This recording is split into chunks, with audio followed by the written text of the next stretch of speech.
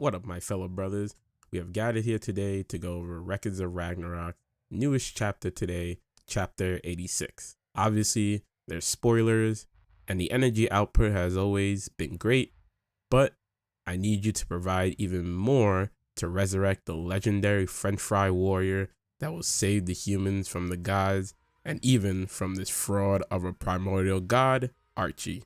If you love the free fire content and want to aid in the resurrection, then subscribe and like the videos to truly support. Thank y'all as always for the time y'all give to my videos. As a quick recap of the previous chapter, Brunhilde is seen walking through the halls when Odin interrupts her and warns her of her fate. Brunhilde clearly sees through the ruse and knows that it's Loki just trolling her. Not wanting to deal with his BS at the moment, Brunhilde attempts to leave, but Loki confesses that he came to save Brunhilde since he believes the gods will easily win the next two matches, ending Ragnarok. He goes on further to elaborate that Odin will for sure kill her afterwards for starting this uproar.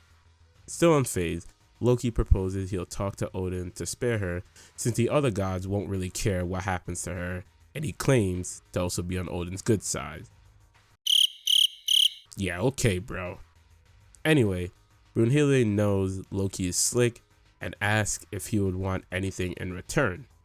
Loki nervously replies that he's not doing it for any reasons, and before he could finish, Brunhilde reminds him that she'll do whatever it takes, even if she's the only survivor.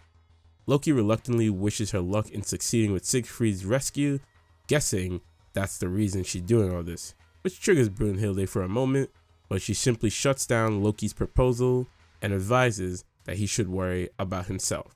After the conversation, it's revealed surprisingly that Loki has such a strong love for Brunhilde that he even has a doll replica of her. We pan towards the real Odin, who is being interrogated by Buddha in his detective suit. Buddha wants to know if things are going as Odin planned. Odin attempted to ignore his question, however, Buddha presses further and is curious to find out more about Siegfried through Odin and why he has him locked up, specifically in Tartarus. Buddha elaborates more by recognizing that usually Odin would just exterminate anyone who annoys him, but that wasn't the case for Siegfried. Buddha is aware that Brunhilde is doing all this to save humanity and Siegfried. Nevertheless, Odin can't allow the latter to occur, and Buddha wants to know why that is and why Siegfried is important. Odin doesn't take this interrogation well and reveals his divine weapon, Gungnir. Afterwards, he states Buddha's suspicions won't faze him and proceeds to damage the hallways. He threatens Buddha that anyone who infringes upon his domain shall be exterminated. Buddha gets ready to retaliate when suddenly Beelzebub appears and parries Odin's blow, claiming to be interested in Buddha's theory as well, reminiscing also on one of Odin's desire for the long wish that he mentioned earlier in Records of Ragnarok. Beelzebub takes a guess and assumes he's doing all this to resurrect the primordial god Archie. Subsequently, Odin displays the most vile smile ever. We then cut back to the arena where we see that the arena went through a major transformation and became Kyoto during the end of the Edo period. Lastly, we're told that the round 10 Okita versus Susanoo will now commence. Will Buddha and Beelzebub learn about Odin's resurrection goal? And can Okita bring humanity a step closer towards salvation?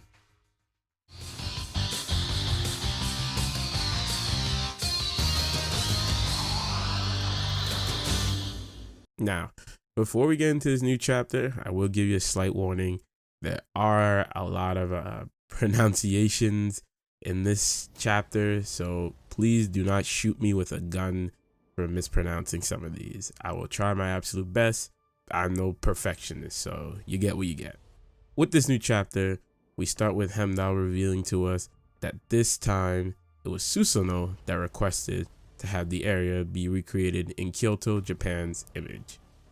Heimdall then reminds us of the score being gods 5 and humans 4, and that humanity is only 2 losses away from being eradicated. Following that, he then gives Susanoo his introduction onto the arena. During his intro, we learned about a couple of his feats. He defeated an 8-headed serpent called Yamamata no Orichi with a sword named Totsuka no Tsurugi. During this battle, he created the Kenjutsu swordsmanship techniques. After the battle, a legendary sacred sword emerged from the serpent's tail, being called Ame no Murakumo no Tsurugi. And with this blade, he cut down all the evil gods of the Takamagahara, becoming known as the Wild God. With this title being the strongest god slayer and Kenjutsu originating from him, Susanoo is now prepared to fight. He instantly recognizes the arena around him being the Bakumatsu area and is hyped by this detail. Next, we go into Okita's intro, where Heimdall goes over notable people who could have been considered to be the strongest manslayer of the Edo period, similar to Sasuke's intro. However, none of them weren't revered as a demon and feared by warriors like Okita. Where during the Bakumatsu era, Okita dyed Kyoto and Osaka in fear and blood to the point where others wondered if he was a human or a demon. Being announced as the strongest manslayer and captain of the first unit of the Shinsengumi, Okita too is ready to fight. Okita expresses his joy to be back in town, and with that, Heimdall rings a gong declaring the fight has begun. First, Susanoo asks if the store next to them is called Aikadaya, to which Soji says it is. Upon confirmation, Susanoo basically blabbers about what the Aikadaya battle is and is impressed on the level of detail and faithfulness to the real place. Here, Susanoo reveals that the Bakumatsu era was a dreamland that's special to him because he admires that the technique he made was cultivated by humanity and mastered the art of manslaying during the same period, which is why he's waited so long to be able to fight someone who had the strongest manslayer title and is excited to fight Okita. Okita is surprised by Susanoo's personality, and shortly afterwards, one of Okita's squad mates yell at him to wake up and stay sharp. The squad mates make comments on each other, and the two of them are about to get into a brawl, and suddenly, our man's Kendo comes in and breaks up the fight. Okita smirks, and his squad is ready to back him up. The captain of the second unit of the squad wonders if Okita's body is up to the task. Kendo disagrees and can tell by Okita's face that he's in top shape for this battle. Okita revels in the opportunity to have a strong, healthy body, feeling the nostalgic air in his favorite town and era, while also having the strongest opponent. With these conditions, he's ready to fight to the death with all his heart, and this month's chapter comes to a close. Well, I would call this chapter the Blue Balls chapter because not only did I feel like it was shorter than usual, but they also didn't get to start fighting yet. I really wanted to see them pull a move or two on each other, but oh well, what can you do about it?